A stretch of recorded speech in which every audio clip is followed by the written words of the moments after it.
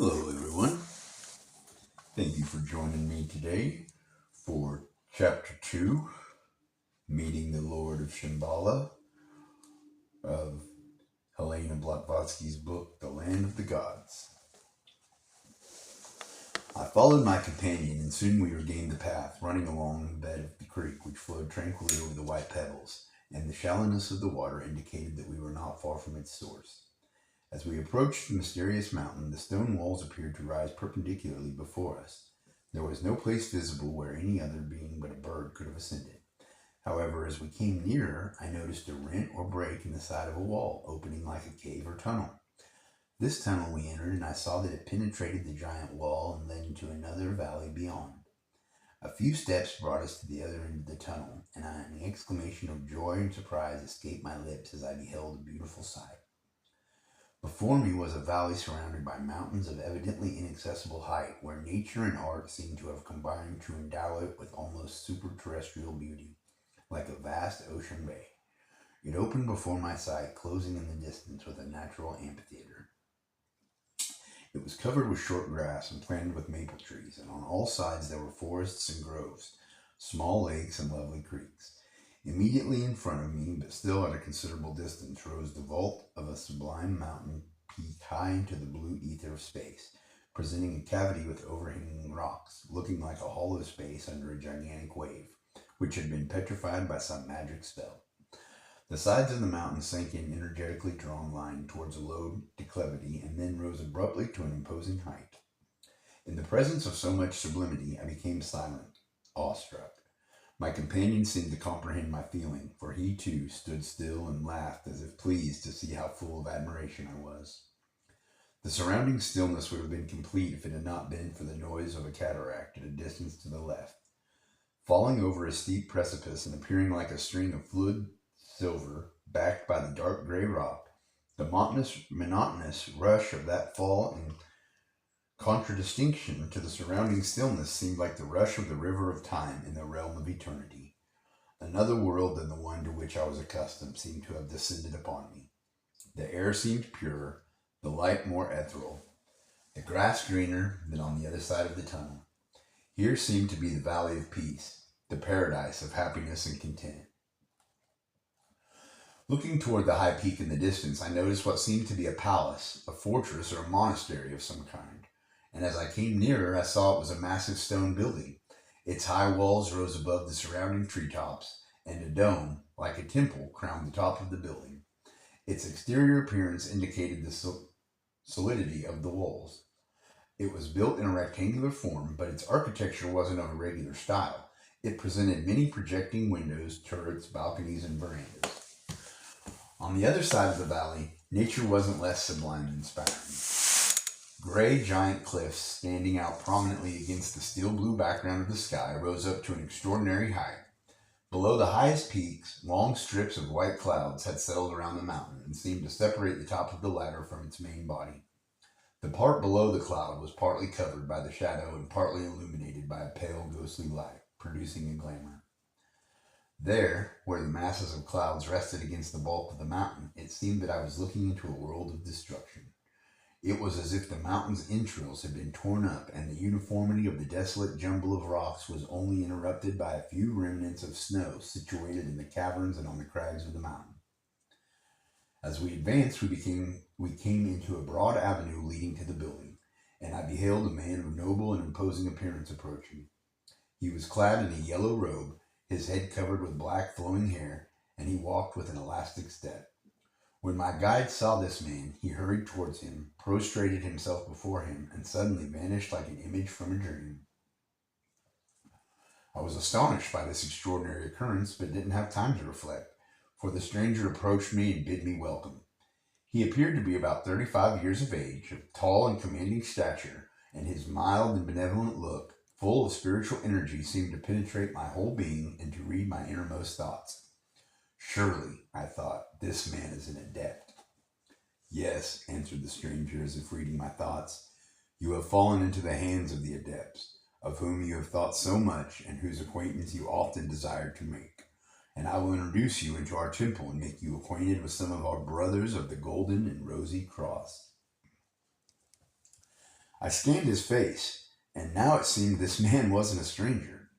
There was something so familiar about him as if I had known him for years, yet I couldn't place him in my memory. In vain, I tortured my brain to find out when or where I had met this man, or at least someone resembling him. But again, the imperator of this Rosicrucian society, for such he proved to be, answered my unspoken thought by saying, "You are right, we are not strangers, for I have often been in your presence and stood by your side, although you didn't see me. I have directed the flow of ideas which streamed into your brain while you elaborated on them and put them down in writing. Moreover, you often visited this place while your physical body was sleeping, and you have conversed with the brothers and me. Still, when your soul returned to its house of flesh and blood, it couldn't impress the memory of the brain with the recollection of the events through which you had passed, and you could remember none of your transcendental experiences when you awoke. The memory of the material form retains only the impressions made upon it by the avenues of the external senses. The memory of the spirit awakens when we are in the spiritual state." I told the imperator that I considered this day the happiest in my life, and only regretted that I shouldn't be permitted to remain here forever, as I felt that I wasn't yet worthy of remaining in the society of beings so far exalted above my own state.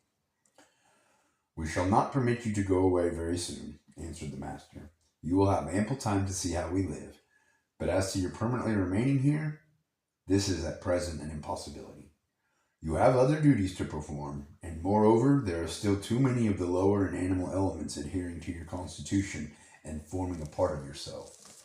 They couldn't resist long the destructive influence of the pure and spiritual air of this place.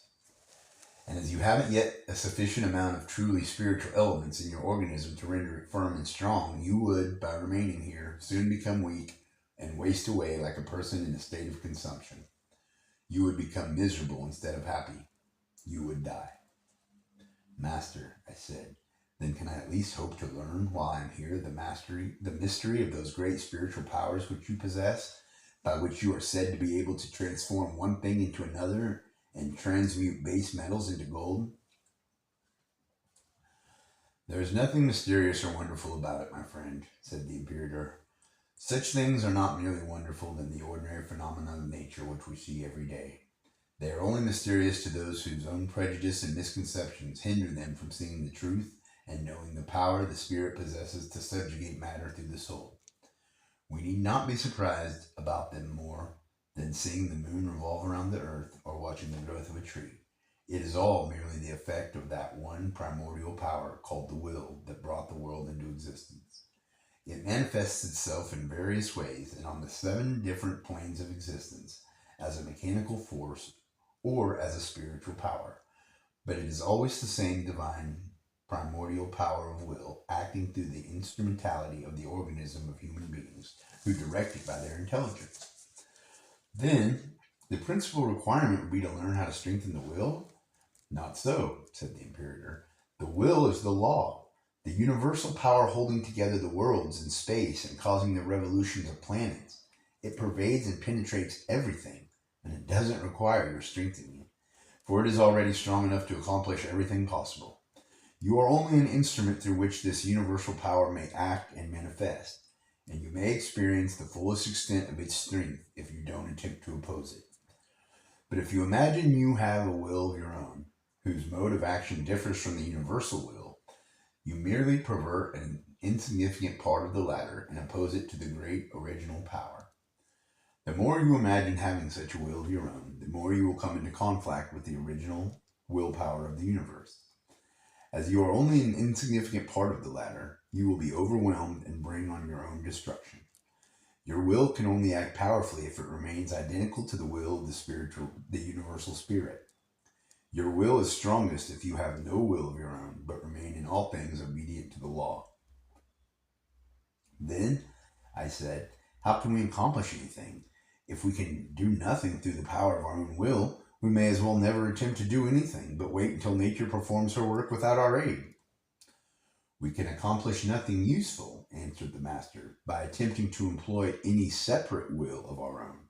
But we may employ our reason and intelligence to guide and conduct the already existing universal willpower in nature which constitutes the life of all things, and thus we may accomplish for a few moments certain things which it would require unconscious nature much longer periods to accomplish without our aid. The miller who employs the water of a river to set the mill in motion doesn't create water, nor attempts to make the river run upwards towards its source. The miller merely leads the stream into certain channels and intelligently uses the existing current to accomplish their purpose. Knowing the law of nature, they act in accordance with it. Being obedient to that law, the miller can employ it. Nature obeys those who act in obedience to her laws. In the same manner acts the adepts. They guide the existing spiritual power by their intelligence and thereby cause it to accomplish certain things in accordance with the law of nature. Human intelligence is perhaps the only thing which we may properly call our own, and the highest intelligence to which we may possibly aspire is the perception and understanding of the universal truth. Do you see yonder cloud which has settled below the mountaintop? Continued the adept. It will remain there until some current of air blows it away, or until a change of temperature causes it to rise or to fall. If we disperse it by causing the universal forces of nature to act upon the dense masses, we don't act against the law of nature, but guide it by our intelligence. While the master spoke these words, he extended his hands toward the mountaintop below, where clouds collected, and immediately it seemed as if life had been infused into the dense mass. It began to whirl and to dance, and finally rose like a column of smoke to the top of the mountain, ascending from there high up into the air, giving the mountain the appearance of a volcano. At last it collected again far above the top in the air, forming a little silvery cloud through which the sunshine streamed. I wondered at this manifestation of life in a cloud, but the adept, reading my thoughts, said, "Life is universal and everywhere. It is identical to the will. It is not a product of human beings, nor can it be monopolized by them. They receive a certain amount of it when they enter the world. Nature supplies them with it and lends it to them. They must return it to her again when they exit the world. Only one that has succeeded in fixing a certain amount of the life principle within their permanent inner self may call that life their own and retain it after their physical death." During our conversation, we slowly approached the building, and I had an opportunity to examine its exterior in all its details. It was only 2 stories high, but the rooms seemed lofty. It was built in a quadrectangular form and surrounded by oaks and maple trees in a large garden or park. 7 steps of white marble led up to the main portal, which was protected by 2 massive pillars of granite. And over the door appeared gold letters and an inscription saying, "You who enter here, leave all evil thoughts behind." We entered through the portal into a large vestibule paved with flagstones. Amid this room was a statue of Gautama Buddha on a pedestal, and the walls were ornamented with golden inscriptions representing some of the most important doctrines of the ancient sages. To the right and left, doors opened into long corridors leading to the various apartments of the brothers. The door opposite the entrance led into a beautiful garden where I held many plants and trees usually only found in tropical climates. The back of the garden was formed by a building of white marble, surrounded by the dome I had seen from the distance after entering the tunnel, and on top of the dome was a silver dragon resting on a golden globe. "This," said the imperator, "is the sanctuary of our temple. In this you cannot enter. If you were to attempt it, the immediate death of your personality would be the consequences. Nor would it serve you even if you were able to enter and live. For in that sanctuary, everything is dark to all who don't bring with them their own spiritual light, the inextinguishable lamp of divine intelligence to illuminate the darkness." We walked into one of the corridors. On our left were numerous doors leading to the brothers' cells or apartments, but to the right was a wall, occasionally opening into the tropical garden. The interstices between these openings were filled with beautifully painted landscapes. One of these landscapes presented an Indian scene with the white snow-covered Himalayas in the background, while the foreground of the picture represented what appeared to be a Chinese pagoda with a small lake and wooden hills at a distance. "These pictures," the master explained, "represent the various monasteries or lamasseries of our order. The one before you is situated near a lake in the interior of Tibet and occupied by some of the highest adepts of our order. Each of these pictures also shows a part of the country where the monastery is located to give a correct idea of the general character of the locality. But these pictures have an occult quality which will become apparent to you if you concentrate your mind upon some part of the picture. I did as directed and concentrated on the grand portal of the lamasery. To my astonishment, the door opened, and a tall Indian man dressed in shining white robes with a turban of pale yellow silk stepped out of the door. I immediately recognized him as one of the Tibetan adepts I had seen in my waking dreams.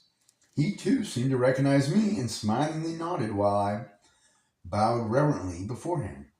A fine-looking horse was brought by some attendant, which he mounted and rode away.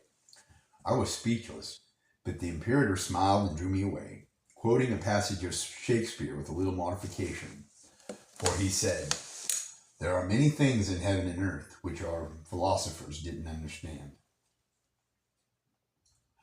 We passed on to another picture of Egyptian scenery, with a convent in the foreground and pyramids at a distance. It was gloomier than the former, probably because of the surrounding desert. The next picture represented a similar building in a tropical, mountainous country, and the adept told me it was somewhere in the Cordilleras of South America. Another one showed a Mohammedan temple with minarets and a half moon upon their tops. I was surprised to see all the various religious systems in the world represented in these Rosicrucian orders, for I had always believed that the Rosicrucians were an eminently Christian order. The imperator, again reading my thoughts, corrected my mistake. The name Rosicrucian Order, or the Order of the Golden and Rosy Cross, is a comparatively modern invention and was first used by Johann Valentine André, who invented the story of the knight Christian Rosencreuz for the same purpose as Cervantes invented his Don Quixote de la Mancha, namely to ridicule the would-be adepts, reformers, and gold makers of his age when he wrote his celebrated Fama Fraternitatis. Before his pamphlet appeared, the name Rosicrucian didn't mean a person belonging to a certain organized society of that name. It was a generic name given to all occultists, adepts, alchemists, or anybody who was or pretended to have some occult knowledge, and acquainted with the secret significance of the rose and the cross, symbols which have been adopted by the Christian Church, which were, however, not invented by it, but used by all occultists thousands of years before Christianity was known. These symbols don't belong exclusively to the Christian Church, nor can they be monopolized by it. They are as free as the air for anyone who can grasp their meaning. Unfortunately, very few Christians know that meaning. They only worship the external forms and know nothing about the living principle which those forms represent. Then, I said, someone who is spiritually enlightened may become a member of your order, even if they don't believe in any of the so-called Christian dogmas? To this, the imperator answered, no one can become a member of our exalted order whose knowledge is merely based upon dogmas, beliefs, creeds, or opinions which have been taught to them by somebody, or which they have accepted from hearsay or from reading of a book. Such imaginary knowledge is not real. We can know nothing real except what we realize within ourselves because we feel, see, and understand it. That which is usually called knowledge is merely a matter of memory. We may store innumerable things in our memory, and they may be true or false, but even if they are true, they don't convey real knowledge. Real knowledge cannot be imparted by one person to another. Someone can only be guided to the place where they may obtain it, but they must grasp the truth for themselves, not merely intellectually, with their brain, but also intuitionally, with their heart. To obtain real knowledge, we must feel the truth of a thing, understand that it is true, and know why it cannot be otherwise. To believe in the truth of anything without having real knowledge of its truth is merely a superstition, and therefore all your scientific, philosophical, and theological speculations are based upon superstition and not real knowledge. The science and knowledge of your modern philosophers and theologians are continually in danger of being overthrown by some new discovery which won't amalgamate with their artificial systems because the latter are built upon sensual perceptions and logical argumentation. The truth cannot be overthrown. It needs no argumentation, and if it is once perceived by the spiritual power of perception and understood by the spiritual intelligence of human beings, it conveys real knowledge to the latter and cannot be disputed away. Our order has therefore nothing to do with the creeds or beliefs or opinions of any kind. We care nothing for them. We only want real knowledge. If we were all sufficiently perfect to recognize all truths by direct perception, we should not need any books or instruments. We should not need to use logic or do any experiments. But if we were in such a state of perfection, we should not be here. We should be in nirvana. As it is, we are still called beings, although far above the intellectual animal, usually called human, and hasn't been regenerated. We still use our books and have a library to study thinkers' opinions. Still, we never accept such books or opinions, even if they came from Buddha, as our infallible guides, unless they receive the seal from our reason and understanding. We venerate them and use them. They serve us, but we don't serve them. During this conversation, we walked into the library where thousands of books were standing on many shelves. I noticed many ancient books which I had heard of but never seen. There were the Sibylline books, which are said to have been destroyed by fire, the books of Hermes Trismegistus, of which only one is believed to exist, and many others of priceless value for the antiquary or the student of Hermetic philosophy. While I wondered how the brothers came into possession of such treasures, the Imperator said, "Well, may you be surprised how we came into possession of books which are no longer supposed to exist. But the secret of this is that everything, and consequently every book which ever existed, leaves its imperishable impression in the astral light, and that by certain occult means these impressions may be reproduced from that universal storehouse, the memory of nature, and be put in a visible, tangible, and material shape. Some of our brothers are to a great extent engaged in making such reproductions, and thus we have without any financial expenses obtained these treasures, which no amount of money could ever procure." I rejoiced to hear these words because they confirmed my opinion that life in solitude wasn't necessarily a life of uselessness, and that ideas are real things which may be seen and grasped far more easily in a tranquil place than surrounded by the turmoil and petty cares of life in society. In answer to this thought, the Imperator said, "Our monastery was founded by spiritually enlightened people who had the same thought which I read in your mind. They, therefore, selected this spot in a secluded valley, whose existence is known only to a few, and by making use of certain elementary forces in nature, which are as yet unknown to you, they created an illusion which renders this place safe against all unwelcome intruders. Here those in whom the germ of divinity, being latent or dormant in the heart of everyone, has awakened, and the activity may find the conditions required for its further development. Here we live in peace, separated from the outer world by an impassable barrier, for even if its existence was known, it would be an easy matter to create other illusions to prevent intrusion. We are, however, not excluded from that outer world, although we can never enter it with our physical forms. By exercising our clairvoyant and clairaudience powers, we may at any moment know what's going on, and if we desire to come into personal contact with it, we leave our physical forms and go out in our astral bodies. We visit whomsoever we wish and witness everything without our presence being perceived. We visit the statesperson, the minister, the philosopher, and the inventor. We infuse thoughts in their minds which are useful, and they don't know from whence these thoughts come. If their prejudices and predilections are very strong, they may reject those thoughts. But if they are reasonable and know how to discriminate, they will follow the silent advice and profit by it. In that case, I said, your order can exercise a tremendous influence in the world's political. So why didn't you try to abolish some of the greatest evils that have afflicted the world? Why did you permit such monsters as Nero and Caligula to exist? Why did you permit the horrors of the Inquisition? Why did you allow the terrors of the French Revolution? Why didn't you destroy the villains as Louis XI of France and others of that class?" To this the adept answered, "There is a certain law of justice which we need to observe, because its action is expedient for the evolution of the race. Although people may perceive as evil those consequences which they caused, as the surgeon sometimes has to inflict pain to remove a cancerous growth and save a patient's life, it is often necessary to purge the organism of a nation to restore its health.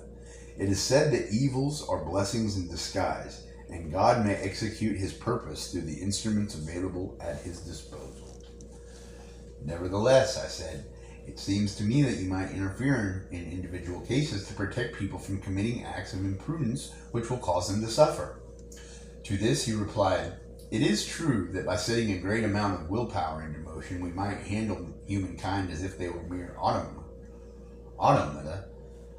We could cause them to do what we please, while they would still imagine that they were following their own inclination. But to do so would be against the rules of our order and against the great law, for the latter decides that each person shall be the creator of their own karma.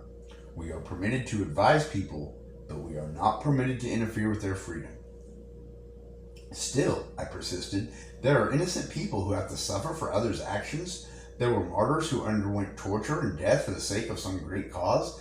Why didn't you say to them? Why did you permit Hypatia to be torn to pieces by a fanatical mob, or Joan of Arc to die an ignominious death upon the stake?" "Such people will have their reward. From the blood of a martyr springs fruit in abundance. Their bodily sufferings are nothing in comparison with the joy they earn. Nothing is useless, although you narrow-sighted mortals cannot always see the use of a thing. Moreover, it often happens that worthy people are saved in a manner appearing to you miraculous." A strong desire to become a member of the Rosicrucian Society entered my mind, but I didn't dare to express it.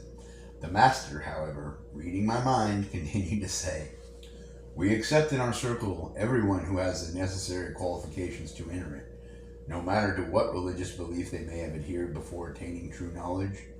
But you still perceive that these qualifications are not in everybody's possession. They cannot be conferred by favor, and it is a well-known saying, even amongst the lowest grades of occultists, that the adept cannot be made, but that must grow to become one." "Master," I said, "would it not be well for those who desire to develop spiritually and to become adepts to imitate your example and to select some secluded place where they could reside undisturbed and give their time to meditation and concentration of thought? There are a great many people in various parts of the world belonging to various nationalities and creeds who have become convinced that the conditions under which the majority of our present civilization live are not conducive to the quick attainment of a spiritual state. They believe the object which they usually strive to attain during their comparatively short lives upon this globe, such as the gratification of pride, ambition, the hoarding of money, the enjoyment of sexual love, the obtaining of bodily comfort and pleasure, etc., cannot be the true objects of life, but that our present life is only one of the many phases of our external existence, and that the terrestrial life is only a means to an end, namely, to afford the conditions by which the divine element germinally contained in everyone may grow and develop, whereby we may attain a higher life like yours, which isn't subject to transformation and death, and is therefore of permanent value." The adept, who had patiently listened to my outburst, smiled and said, "If those people have advanced so far as to be able to bear a life of seclusion, let them enter it. But to do so, it is above all necessary that they possess some real knowledge. Only those who possess such knowledge will be able to live harmoniously together. As long as humanity moves merely on the plane of beliefs and opinion, each person's opinions and tastes will differ from those of the others to a certain extent, and I am afraid that your proposed harmonious society would prove in the end to be a very inharmonious one, and not at all conducive to that tranquility necessary for an interior concentration. I have, however, no doubt that even under such unfavorable auspices, that considerable advantage may be derived from the establishment of theosophical monasteries in secluded places. If you had any colleges, seminars, schools, or societies where the truth could be taught without all the accompanying rubbish of scientific and theological misconceptions and superstitions which have accumulated through the ages, great progress would undoubtedly be made. As the present civilization now stands, there are two education methods. One utilizes what is called science, the other what is called religion. As far as science is concerned, the deductions and speculations are based on observation and logic. The logic may be good enough, but the powers of observation upon which the fundamental of its logic rest are restricted to the very imperfect facilities of sensual perception. And therefore your science is based entirely upon external illusions and is consequently a superficial and elusive science, knowing nothing about the inner life, which is far more important than external phenomena. Scientific doctrines regarding the fundamental laws of nature are wrong, and therefore all deductions are wrong as soon as it leaves the plane of illusions.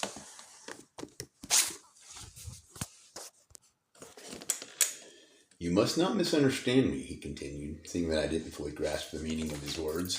I don't mean to say that your modern science knows nothing about the external experiences of things. It knows what it sees and understands, but not being able to see anything except external and sensual phenomena, science only knows external effects. It knows little or nothing about the invisible causes which produce such visible effects, and as soon as it attempts to speculate about them, it errs. Because causes are not the consequences of their effects, but the consequences of still more interior and fundamental causes of which modern science knows absolutely nothing, and which, therefore, cannot serve as a basis from which to draw logical conclusions concerning their ultimate effect. Science knows a great deal about the little details of existence which are the ultimate effects of the action of universal life, but knows nothing about the tree of life, the external source from which all these transient phenomena spring. As far as your modern theology is concerned, it is based upon an entire misconception of terms originally intended to signify certain spiritual powers of which your priests and lay people can have no correct conception because they haven't the spiritual powers necessary to conceive of such things. They dispute with each other about the qualities of certain principles, while neither the one nor the other